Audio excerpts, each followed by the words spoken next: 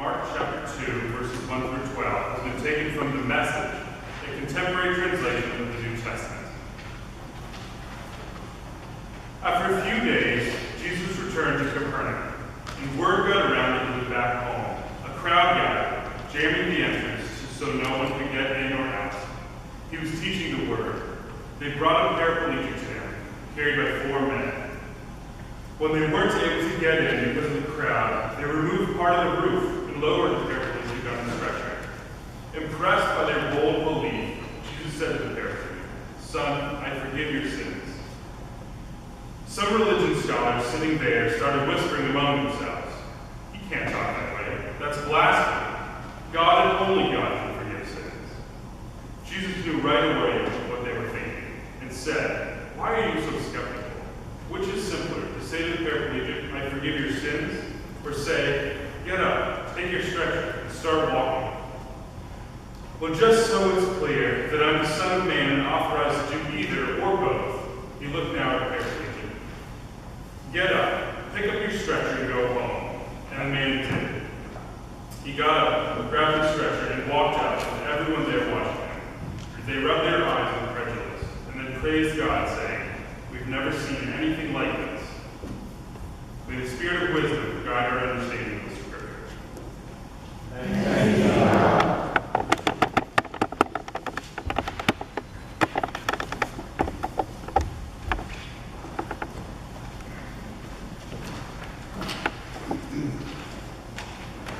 Lord, let the words fall where they may.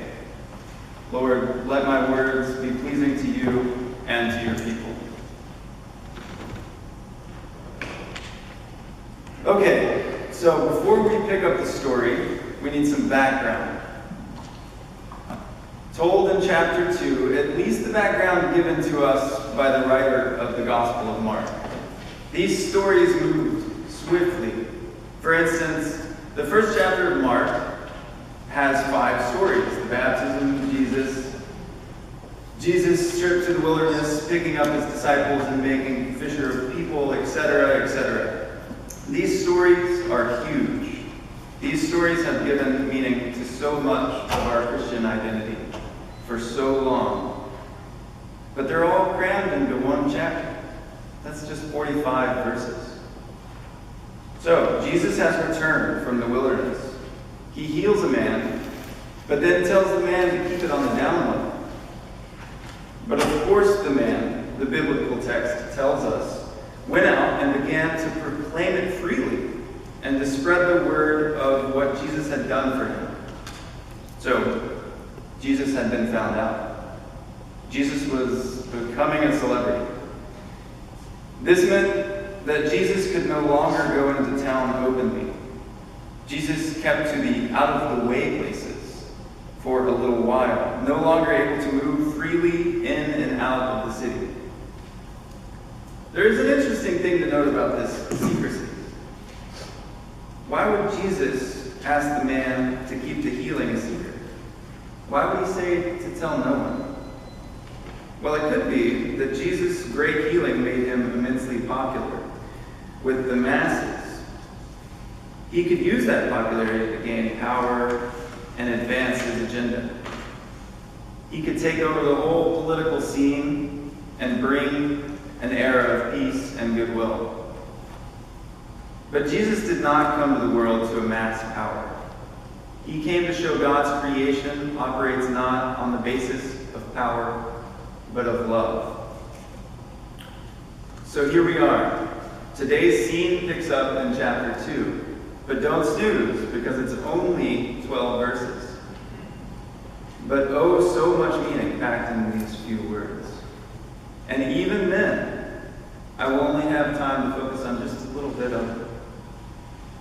The people of Capernaum heard Jesus was back in town, and apparently mobbed the house where he was staying to see what all the fuss was about. Can you imagine?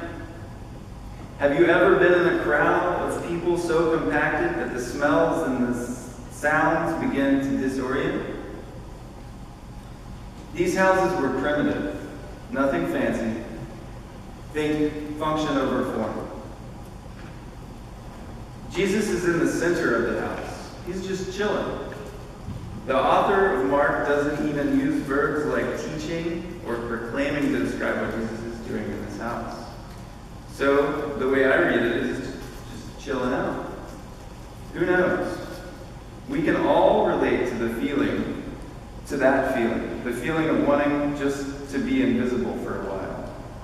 By all accounts, it seems that Jesus was wanting to relax. The people wouldn't leave Jesus alone.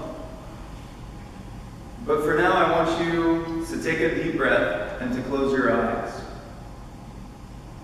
Put yourself in this story. Place yourself amongst all the shouting. Try and see over the person's shoulder, that tall, annoying person. You just have to look over his shoulder. Try to see past the small open door. To even hear the teachings of just the one man being drowned out by the wall of noise. There are those of us who would be in the crowd below, and still, there are those of us who would say to each other, I can't see anything. I can't hear. Come on, let's go for the roof. But here's the thing.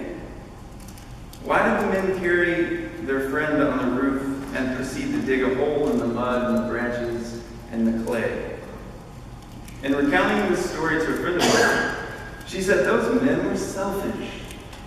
Those men were causing trouble with no regard to whose home it was. They destroyed a perfectly good roof.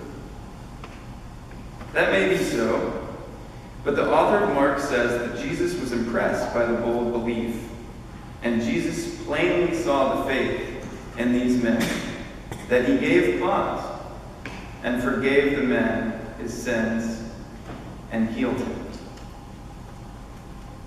Who is the hero in this story? And what are we really talking about here? This story is about breaking boundaries. This story is about acting outside of the behavioral norms. To break boundaries, we might have to think of parameters a little differently. Can't get into the house? Climb on the roof. There's tremendous influence in unorthodoxy.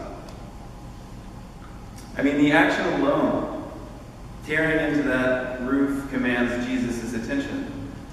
These men accompany and assist their friend, and in so doing demonstrate faith, persistence, loving support, and ingenuity. Even the willingness to risk reputation for the sake of another's well-being. Even the willingness to risk their reputation for the sake of another's well-being. These unnamed heroes embody faith in God and love for their neighbor.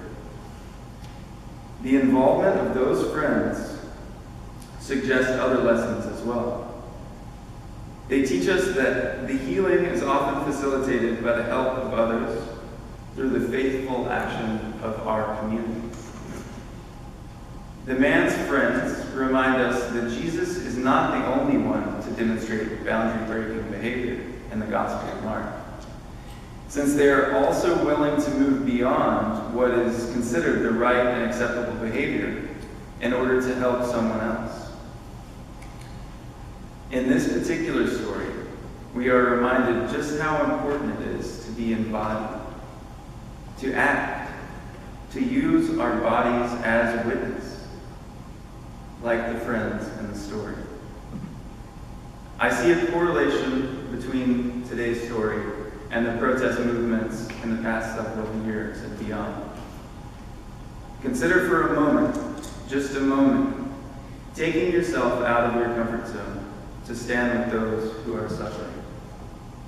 Be it in Baltimore, Ferguson, Black Lives Matter movement, Occupy Wall Street, Standing Rock.